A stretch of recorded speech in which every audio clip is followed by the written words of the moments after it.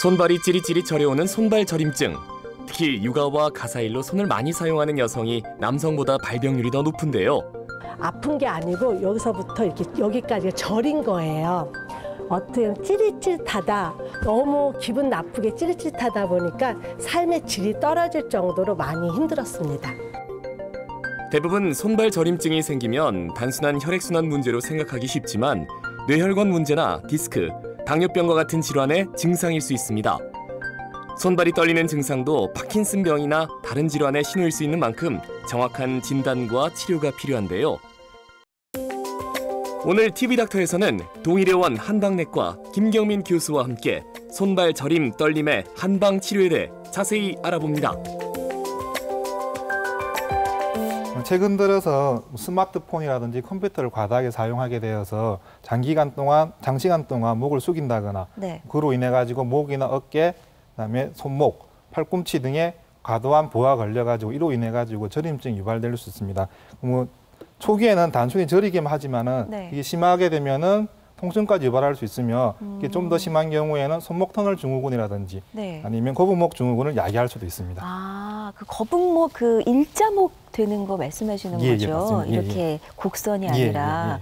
그러면 보통 증상이 심해지면 환자분들은 어떤 그 증상을 호소하세요? 뭐 이렇게 뭐 찌릿찌릿하다, 아까는 뭐 통증이 느껴진다고 하셨는데. 맞습니다. 그럼 저림증이 심하면 통증을 호소할 수 있는데 손발 저림은 통증 이외의 감각 이상을 의미하기도 합니다. 먹먹하다거나 근질근질하다거나 전기 통하듯이 찌릿찌릿하다거나 아니면 스물스물된다거나 뭐 피부에 뭔가 덧대어져 있다든지 아니면 애리다 같은 증상을 호소하기도 합니다. 아리다. 뭔가 그러니까 내 몸 같지가 않고 어떤 분은 막 어디 뭐 벌레가 기어다니는 것 같다라는 표현도 하시더라고요. 맞습니다. 그렇게 표현하기도 하고 단순한 경우에는 손끝 발끝만 저리기도 하지만은 반신이 저리기도 하고 전신이 저리기도 하고 심한 경우에는 뭐 수면을 못 취할 정도로 저림증이 심한 경우도 있습니다. 네, 아까 화면 속의 그 주부분도 그 삶의 질까지 저하될 수 있다고 말씀하셨는데 주부들께서 그렇게 많이 나타나나요? 네, 맞습니다. 여성이 남성보다 5배 정도 발병률이 높다고 나와 있습니다. 5배나 차이가 나요? 어느 이유가 있습니까? 뭐 여성의 경우, 특히 중년 여성의 경우에는 반복적인 가사일과 그다음에 운동 부족으로 인해 가지고 목뼈나 허리뼈가 외부 충격을 잘 받을 수 있고 이로 인해서 신경이 압박돼서 저림증이 유발될 수 있고 또 여성의 생리적 특징으로 인해 가지고 임신, 출산, 그다음에 생리에 따라 가지고 호르몬 변화가 급격하게 이루어지다 보니까는 그에 따라서 혈관이 반복적으로 확장되거나 수축되거나 하기도 합니다.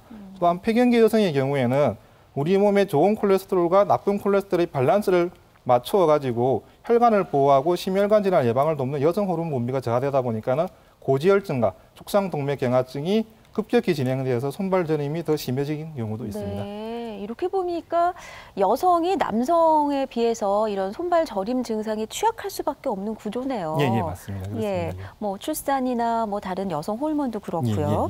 근데 우리가 이제 손발이 저리다 하면 가장 먼저 뭐를 의심하게 될까요? 막 순환이 잘 안 되는, 그죠? 혈액순환에 내가 문제가 있구나 해서 요새 혈액순환제도 굉장히 종류가 많잖아요. 그래서 찾게 되는데 실제로 이렇게 연관지어서 생각하는 게 맞습니까?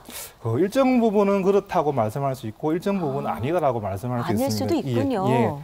손발 저림이 단순한 혈액순환이라든지 아니면 단순한 저림증에서 경우는 극히 드물고 대부분 중추신경계나 말초신경계 이상이라든지 아니면 당뇨나 갑상선 같은 내과적 질환에 의해서 야기되는 경우가 많기 때문에 뭐 손발 저림이 심하지 않은 경우에 보통의 주부들은 집에서 단순히 혈액순환이 잘 안 되는 거라 생각되어서 병원에 가지 않고 그냥 운동하시잖아요. 자가 진단하거나 아니면 목욕탕에 가서 따뜻한 물에 찜질을 한다든지 이렇게 해서 대수롭지 않게 여기거나 심한 경우에는 그냥 혈액순환제 정도를 복용하면 되겠구나라고 생각을 많이 하시는데 아까 말씀드린 것처럼 손발 저림이 심각한 병의 초기 증상일 수도 있기 때문에 병원에 내거나 검사를 받아보는 게 좋다고 보시면 됩니다.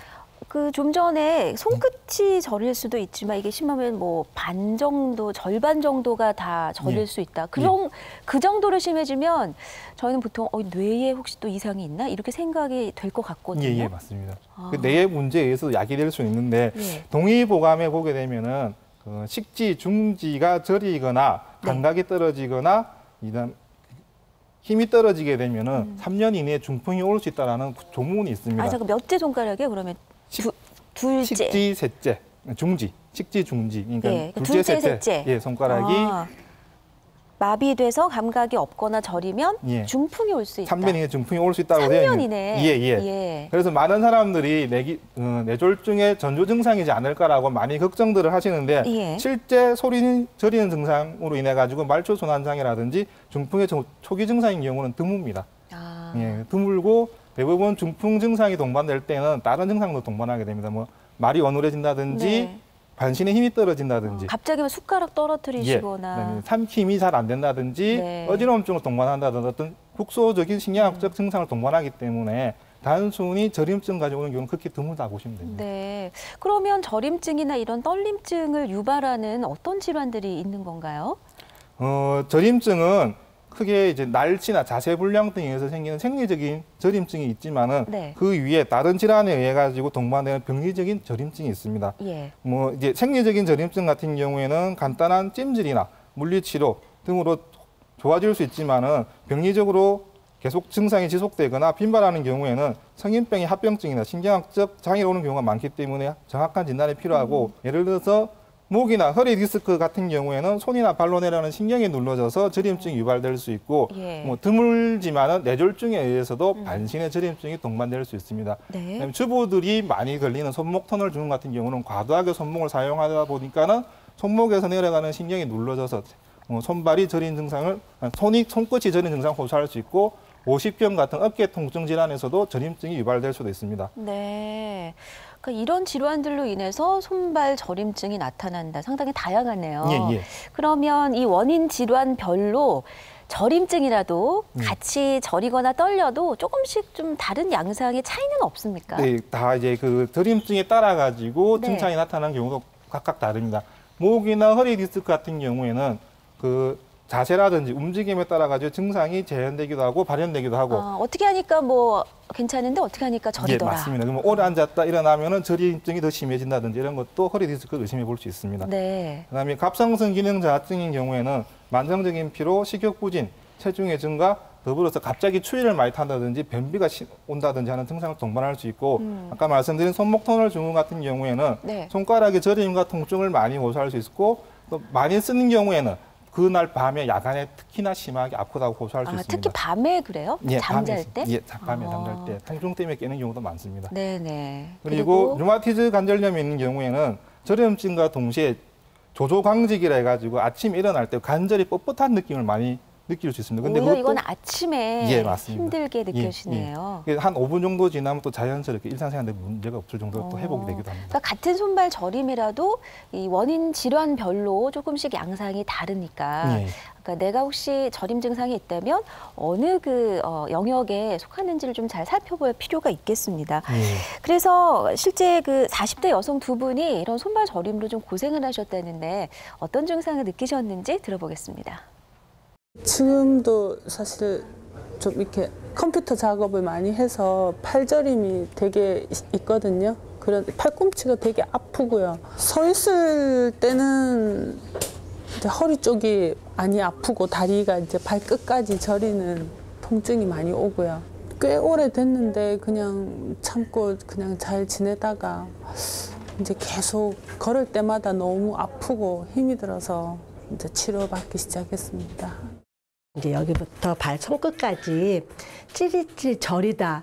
어떤 패치 붙여서 전기를 넣으면 찌릿찌릿하잖아요. 그런 것처럼 이게 계속 저린 거예요. 밤새도록. 그러면 얼마나 제가 불편하고 힘든지 잠을 못 자요. 뒤척이다가 주무르다 때리다 하다가 이제 병원에 아침 되면 오거든요. 그러니까 어떤 날은 너무 정신이 이상해질 것 정도로 너무 저린 거예요.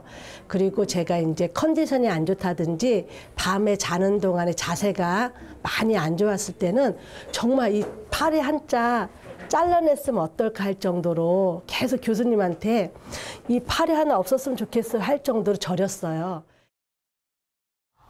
저렇게 심하게 통증이 올 수도 있군요. 예, 팔을 정말 저림이지. 잘라내고 싶을 예. 정도면 얼마나 고통스러우셨을까요? 예, 삼해질이 많이 떨어질 수 있습니다. 저림증으로 인해 가지고. 아, 그렇군요. 그 앞서서 그 원인 질환에 따라서 이 저림 증상도 약간씩 달랐잖아요. 예. 제가 앞서서 처음에 당뇨병으로 인해서도 저림 증상이 올 수 있다고 말씀을 드렸었거든요. 맞습니다. 그럼 당뇨로 왔을 경우에는 저림이 어떻게 양상이 나타나나요? 당뇨라든지 음주 등으로 인해 가지고 말초 신경에 염증이 생겨서 오는 경우에는 네. 손끝 발끝 부분이 특히 많이 저립니다. 특히나 또 손끝 발끝 부분이 저리면서 좌우 대칭적으로 감각이 둔해지고 환자들이 많이 오사하는 경우에는 장갑이나 네. 양말을 신은 듯한 느낌을 갖는다고 많이 실제 안 호소를 신었는데? 예, 그런 식으로 많이 호소를 하게 됩니다. 그럼 상당히 좀 약간 감각이 둔해지는 거예요? 많이 둔해진다 보시면 됩니다. 그리고 뇌졸중은 아까 말씀을 해주셨던 내용이네요. 그리고 예. 이제 저림에 관련돼서 여러 가지 검사를 했음에도 불구하고 뚜렷하게 원인이 없는 경우에는 심리적 요인에 의해서도 손발 저림이 많이 생길 수도 있습니다. 심리적인 어떤 예를 들면 어떤 거죠? 스트레스를 많이 받았다든지 아니면 합병이 걸렸다든지 화병이. 고부 간의 갈등이라든지 아. 남편 간의 갈등의 문제로 해서 스트레스가 해소되지 않다 보니까 그걸로 인해서 손발이 저릴 수도 있습니다. 그러니까 이 모든 질환으로도 원인이 안 찾아지면 결국은 스트레스네요. 예. 화병이네요. 네, 맞습니다. 그러면 한방에서는 이런 손발 저림의 원인을 어떻게 보고 있습니까? 한의학에서는 손발 저림을 비증 또는 마목이라고 합니다. 비증, 마목. 비증은 저리다, 시리다, 아프다는 개념이 한자 뜻이고 네. 마목은 나무 막대기 같이 감각이 무디다, 아니면 뻣뻣하다는 뜻의 그런 증상을 보이기 때문에 마목이라 하고 네. 주 원인은 체력이 약한 상태에서 어떤 외부의 바람이라든지 찬 기운이라든지 따뜻한 기운이라든지 습기 등이 우리 경락에 흐르는 경혈을 막아가지고 그름을 해가지고 통증이라든지 저림이 유발될 수 있다고 많이 봅니다. 예.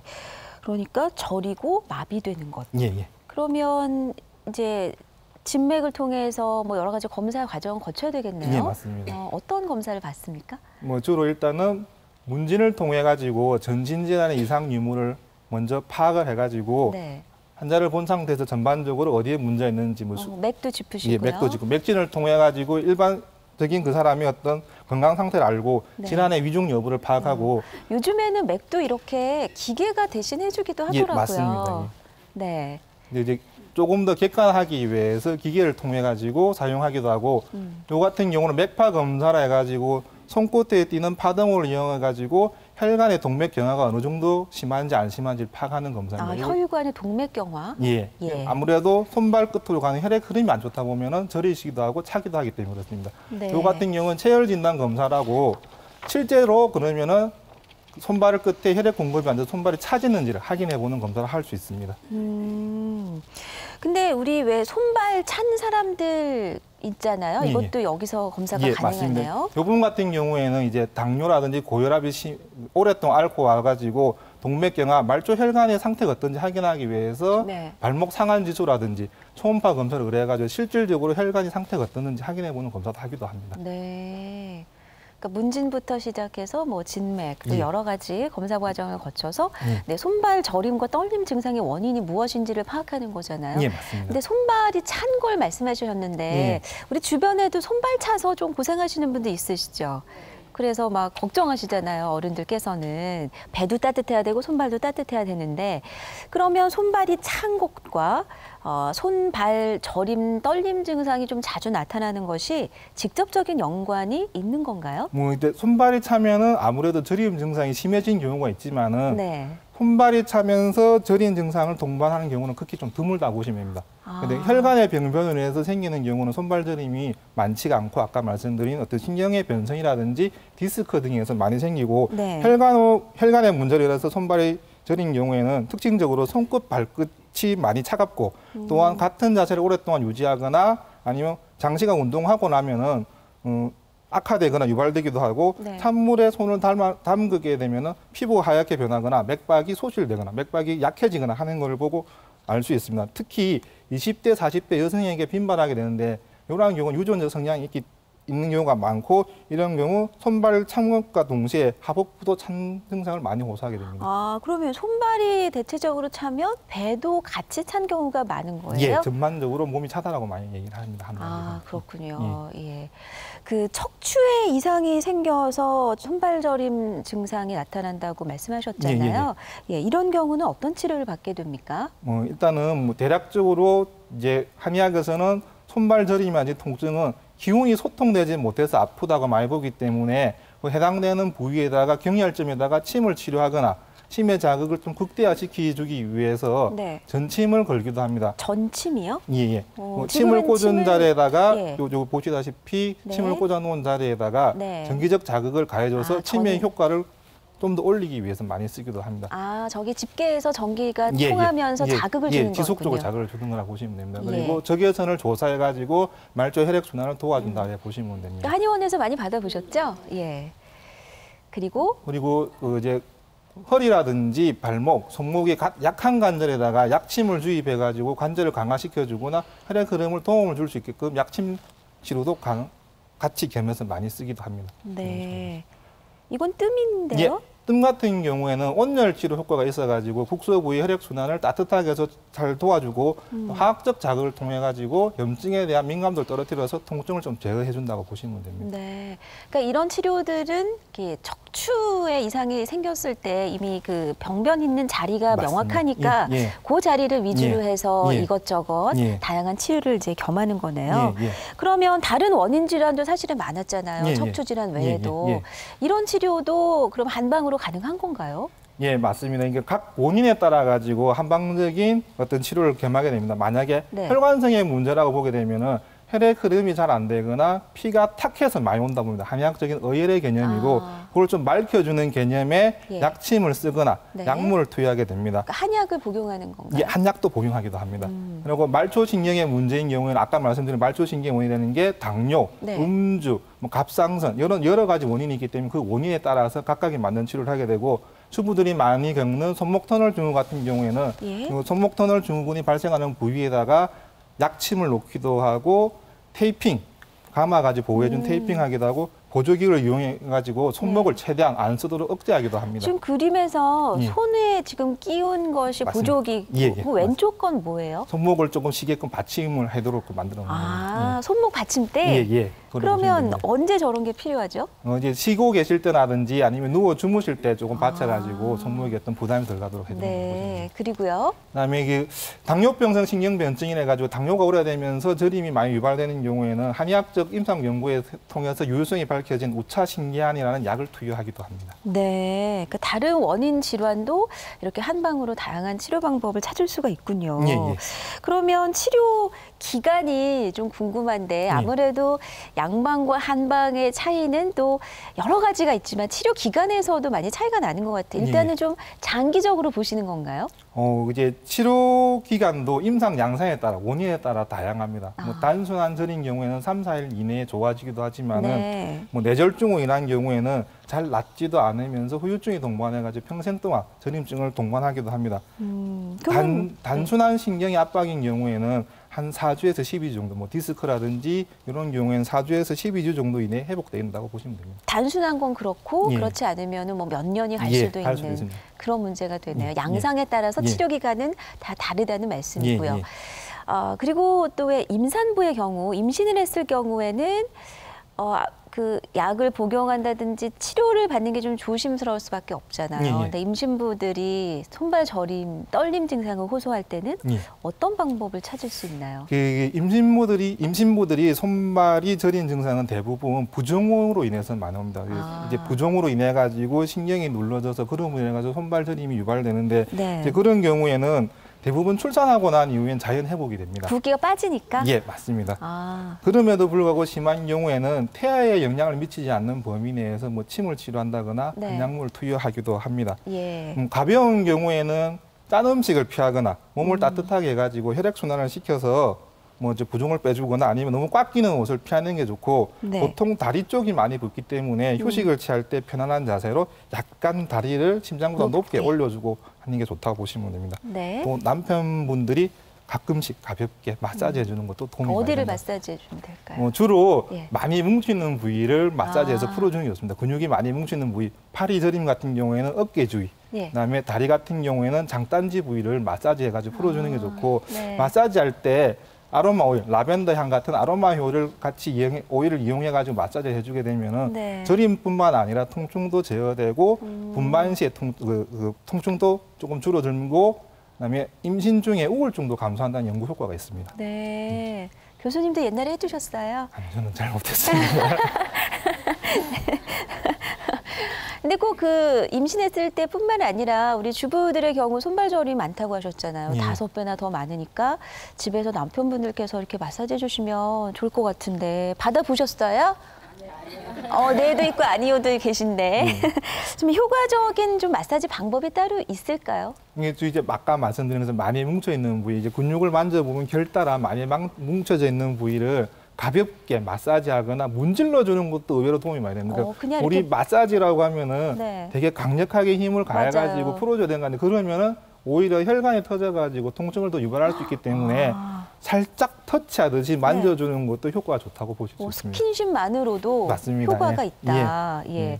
또는 그런 뭐 여러 가지 그 보조 뭐 오일이라든지 이런 거 사용해도 아로마 오일 같은 걸 이용해가지고 살짝 발라주는 것도 마사지 효과가 난다고 볼 수 있습니다. 네. 앞서서 이 손발 저림과 떨림 증상의 다양한 원인을 살펴봤는데요. 심리적인 원인이 맨 아래에 있었어요. 그 심리적으로 긴장하게 될 수밖에 없는 상황이 있잖아요. 예, 맞습니다. 예. 그럴 때 나도 모르게 평소 때는 안 그러는데 막 떨리고 저리고 그런 경우 있죠. 예, 맞습니다. 그리고 환자분들 중에 저림 증상도 많이 호소하지만 떨림 증상으로도 많이 호소하는 경우가 있는데 손발이 떨리는 경우에도 보통 혈액순환이 잘 안 되거나 중풍의 전조증이 아닐 거라고 의심을 많이 하고 옵니다. 또 요즘에 TV 매체라든지 인터넷을 통해 가지고 손발이 떨리면은 파킨슨 증상이다 라고 널리 알려지다 보니까 파킨슨이 아닌가 해가지고 많이 내원하기도 하는데 보통 다른 증상에 동반 없이 흥분되거나 불안하거나 아니면 피곤한 상태에서 미세하고 간헐적으로 손을 떠는 경우에는 생리적 떨림으로 누구나 한 번씩 경험할 수 있고 특별한 치료가 필요하지 않은 상태임에도 불구하고 과걱정하는 경우가 많습니다. 네. 그러니까 앞서서는 이제 저림을 주로 말씀해 주셨다면 이제부터는 이제 떨림에 대한 이야기인데요. 그럼 저림이 심해지면 떨림도 같이 동반될 수 있어요? 이제 연관은 없나요? 예. 사람들이 이제 많이 오해하는 게 손발 떨림이나 손발 저림이 사지 말단의 끝인 손발 끝에 주로 나타나다 보니까 두 질환에 서로 연관관계 있나라고 많이 이제 오해를 하시는데 의학적으로는 큰 상관관계는 없습니다. 다행이네요. 그러면 떨림 증상이 심할 때 아까 그 생리적인 현상일 때는 단순히 그냥 넘어갈 수 있지만 치료가 필요한 경우는 그럼 어떤 경우라고 볼 수 있죠? 이제 손발 떨림의 원인도 다양합니다. 일반적으로 제일 많이 알려진 파킨슨병 같은 경우에는 이제 손발이 떨릴 때 가만히 있을 때 많이 떠는 동작을 많이 호소합니다. 가만히? 예, 가만히 있을 때 이렇게 좌우로 흔드는 동작이 많이 있는데 더불어 가지고 몸이 뻣뻣한 느낌, 그다음에 움직일 때 조금 몸이 천천히 움직인다는 소동증, 뭐 달리기 같은 걸 하게 되면 잘 못 뛴다든지, 그다음에 자세 자체가 약간 구부정한 자세를 취하면서 많이 오기도 합니다.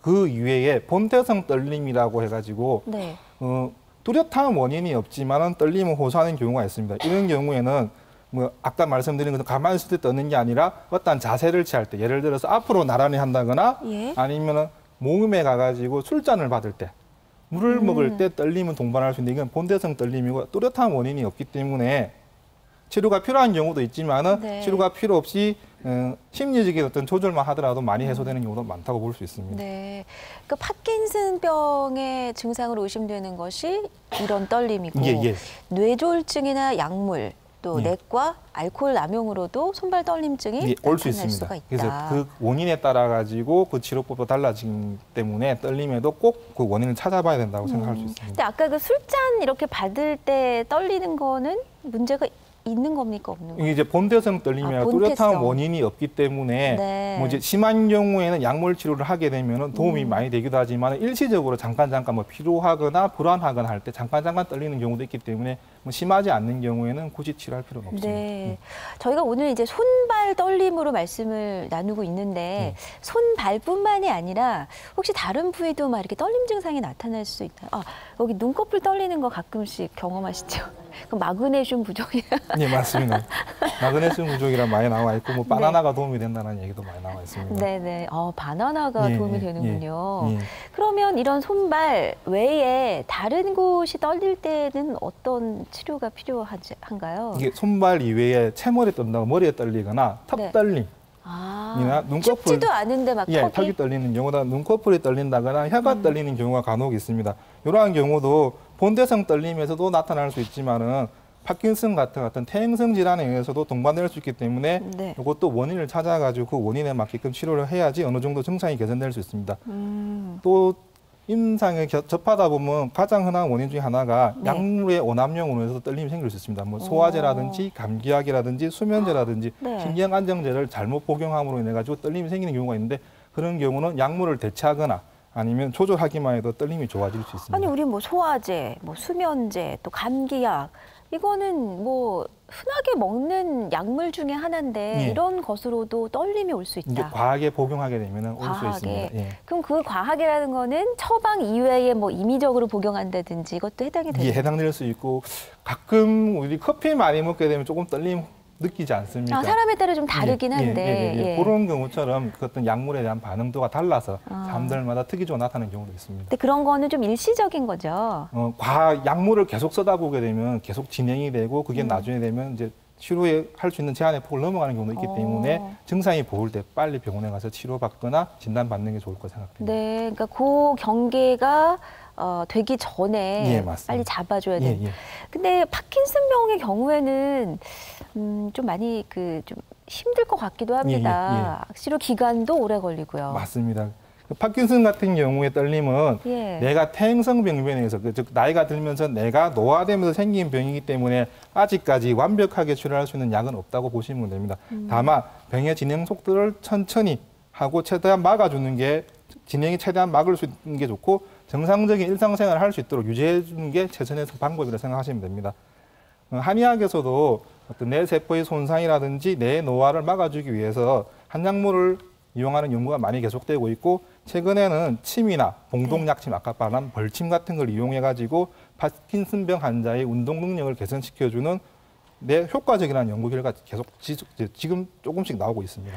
그럼 봉독 약침이라는 거는 그 벌침의 추출물을 맞습니다. 그 침으로 투입시키는. 예, 맞습니다. 그게 벌에서 추출한 걸 가지고 유효 성분을 추출해서 그다음에 그걸 증류수에다가 희석해가지고 씁니다. 근데 그게 파킨슨병 완화에 도움이 되는 거예요? 예, 운동 능력 개선에 도움이 된다라고 지금 임상 논문이 하나 둘씩 나오고 있습니다. 네, 그러니까 한방에서도 파킨슨병 완전히 치료할 수 있는 방법은 아직은 없지만 예. 완화시킬 수 예. 있는 그런 여러 가지 연구 방법이 진행되고 예, 있고 맞습니다. 실제로 환자에게 예. 시행이 되고 예, 있네요. 맞습니다. 예, 앞서서 손발 저림은 치료 기간이 짧을 수도 있고 길 수도 있다. 예, 맞습니다. 원 질환변에 예, 따라서. 예.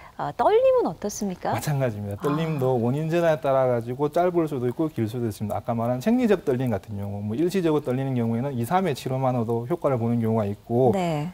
뭐 파킨슨 같은 퇴행성 병변에 있는 경우에는 6개월 이상의 병변을 이제 치료 기간을 요하기도 합니다.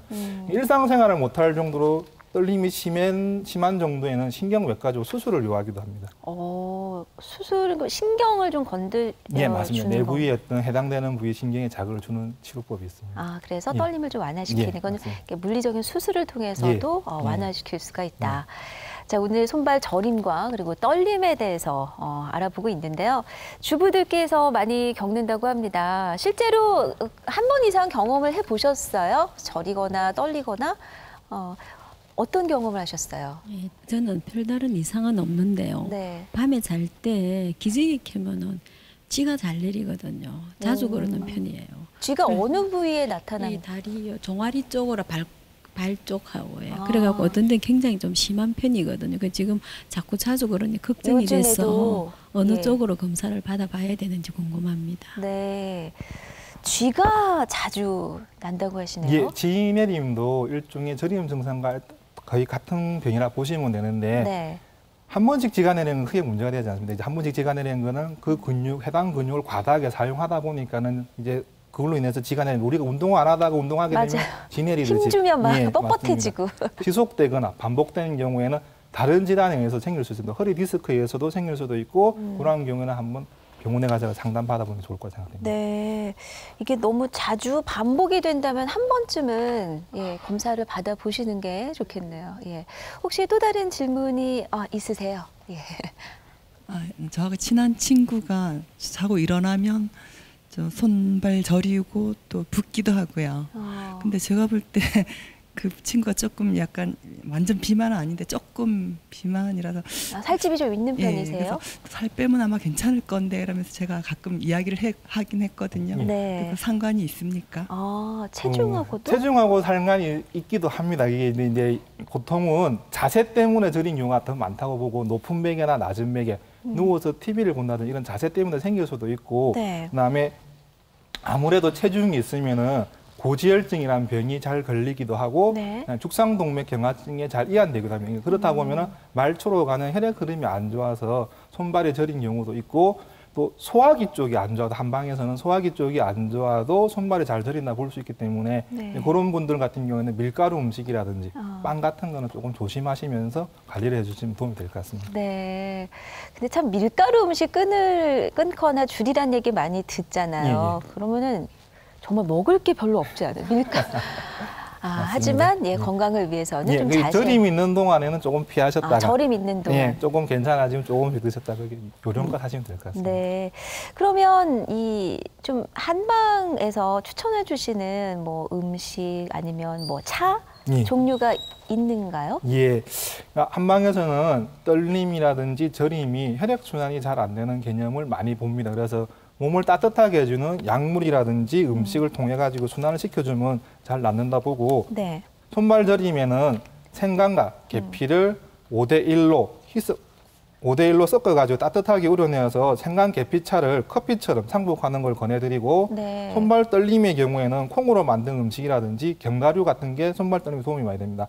뭐 한방약으로 나온 천마 같은 약재를 달여서 차처럼 마시는 것도 도움이 됩니다. 그리고 그 밖에 파킨슨병을 조금 완화시켜주고 진행을 막아주는 데 의의가 있다고 해서 비타민 C, E의 항산화 영양소가 많은 것들이 도움이 된다 해서 당근이라든지 파프리카, 귤, 레몬, 오렌지 이러한 것들 섭취하는 것도 파킨슨병의 진행을 어느 정도 막아준다라고 연구 결과가 나와 있습니다. 그럼 콩이나 견과류 섭취는 왜 떨림을 막아줍니까? 그 떨림과 관련되는 어떤 호르몬, 그 신경 전달 물질을 전구 물질들을 많이 만들 수 있기 때문에 콩의 건강, 네. 그런 것들이 도움이 된다고 보시면 됩니다. 그리고 저림 증상에는 이제 상복, 생강하고 계피를 5대1의 비율로 그냥 주전자에 넣고 끓이면 돼요? 보리오차 달이듯이 끓이시면 됩니다. 그래서 연하게 해서 종일 이렇게. 커피 마시듯이 조금씩 드시면 근데 저거 생강하고 계피 같은 경우에는 그 빈속에 먹으면 약간 속이 좀 속이 아릴 수 있습니다. 쓰리거나 괜찮아요, 그래도? 그래서 그 식후에 조금 이제 커피 마실 때쯤 돼가지고 커피 대신에 조금씩 드시면 디저트. 예. 이렇게 하면 좀 예방을 할 수 있는 그런 음식이 되겠고, 아까 그 자세 문제도 좀 있다고 하셨잖아요. 그러면 생활 습관도 이런 떨림 저림을 예방할 수 있는 게 있겠네요. 맞습니다. 그래서 보통 30, 40대의 손발 저림은 대부분 자세하고 관련이 많습니다. 그래서 바른 자세를 갖는 걸 권해드리는데 뭐 예를 들어서 엎드려서 책을 본다거나 누워서 TV를 본다거나 아까 말씀드린 것처럼 너무 높은 베개를 벤다거나 너무 낮은 베개를 사용하는 걸 좀 편하고 피하시는 게 좋고. 텔레비전은 누워서 봐야죠. 그러면 손발 저림이 심해질 수 있습니다. 의외로 누워서 TV 보는 것 때문에 손발 저림을 많이 호소하기도 합니다. 그렇군요. 그리고 도움이 될 만한 거는 규칙적인 스트레칭 하는 게 도움이 많이 되고 이제 아무래도 50대, 60대 분들의 손발 저림은 혈액 흐름, 혈액 순환하고 관련이 많기 때문에 혈액 흐름에 도움이 되는 쑥이라든지 계피, 천궁을 넣은 약탕물에 반신욕 또는 촉탕을 하는 게 도움이 많이 됩니다. 족욕? 족욕. 근데 집에 꼭 쑥, 계피, 천궁 없을 수 있잖아요. 없으면은 없는 상태에서도 도움이 됩니다. 반신욕 그래도 자체가. 도움이 분명히 된다. 근데 이제 그때 조심해야 될 게 너무 과하게 땀을 빼는 것은 오히려 더 해가 될 수 있기 때문에 적당하게 땀이 날 듯 말 듯한 정도로 땀을 빼는 게 좋다고 보통 보시면 한 뭐 20분 정도를 추천해 주시던데 사람에 따라 다릅니다. 몸이 좀 열한 사람이 있고 냉한 사람이 있기 때문에 이제 본인의 몸에 땀이 약간 날 듯 말 듯한 정도에서 멈추는 게 좋다고 보시면 됩니다. 과하게 막 사우나에서 땀 뻘뻘 흘리고 이건 좀 피하시는 게 좋습니다. 삼가시는 것이 좋고요. 그리고 스트레스 역시 또 빠지지 않고 나오네요. 그 손발 떨림 같은 경우에는 스트레스에 민감한 사람한테 많이 생기는 경향이 있기 때문에 항상 여유 있는 마음을 가지는 게 좋고 커피나 홍차 같은 카페인 들어간 음식이 떨림을 많이 유발할 수도 있고 술, 담배 피하는 게 떨림을 좀 막아준다고 나와 있습니다. 그리고 앞서서도 우리가 왜 거북목 증후군 말씀해 주셨듯이 이 스마트폰 때문에도 맞습니다. 이 스마트폰이 참 여러 가지로 눈에도 안 좋고 주범인 경우가 많더라고요. 예. 그렇습니다. 그래서 가급적 그러한 것들도 정해진 시간에 정해놓고 하시는 게 도움이 많이 되고 뭐 예를 들어서 10분, 20분 딱 정해진 시간만 하는 게 좋은데 보통 이제 심심찮게 하다 보게 되면 1시간, 2시간씩 넘어가게 되면 맞아요. 그 자세를 취해가지고 1시간 있어보라고 하면 취하지는 못하는데 맞아요. 스마트폰 할 때는 취합니다. 그러니까. 집중이 되니까 시간 가는 줄 모르고. 그러다 보니까는 오히려 더 손발 저림이라든지 목 쪽에 부담을 많이 주기 때문에 그런 것들은 좀 피하는 게 좋고요. 네. 자, 우리가 평소에 생활할 때 이 반듯한 자세가 누웠을 때나 앉았을 때, 서 있을 때 얼마나 중요한지를 다시 한번 알 수가 있나요? 자, 오늘 손발 저림과 떨림 증상 그리고 치료 방법, 예방법까지 자세하게 알려주셨는데 마지막으로 더 강조하고 싶은 말씀 있으세요? 이제 떨림이라든지 저림 증상이 경미할 때는 보통 자가적으로 집에서 진단을 해가지고 뭐 찜질을 한다거나 민간요법 아니면은 건강기능식품을 복용하는 경우가 많은데 아까 말씀드렸다시피 떨림이라든지 저림이 다른 원인에 의해서 생기는 경우가 많기 때문에 증상이 심해지기 전에 병원에 찾아가가지고 상담 받으시는 게 좋다고 저는 생각합니다. 네, 그러니까 자가적인 그 진단은 병을 키울 수가 있다. 맞습니다. 예, 그래서 정확한 진단을 위해서는 병원을 꼭 찾아서 확인해 볼 필요가 있다고 생각됩니다. 네, 알겠습니다. 오늘 함께해 주신 동해의료원 한방내과 김경민 교수께 감사드립니다. 고맙습니다. 네, 고맙습니다.